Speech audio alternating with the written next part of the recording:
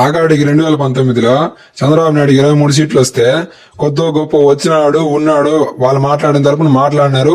మీరు చెప్పేవాటి వాళ్ళ సమాధానం వాళ్ళు ఇచ్చినారు.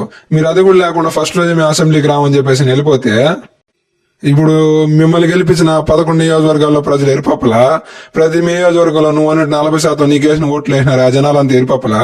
ఏమని మీ ఉద్దేశం?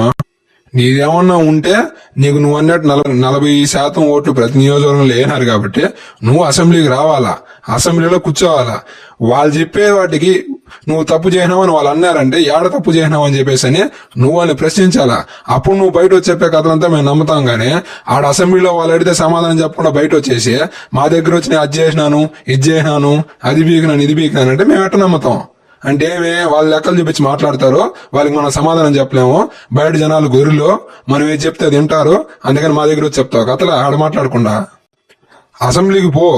వాళ్ళు నీ మీద ఏదంటే చెప్తారు, వాటికి సమాధానం చెప్పు.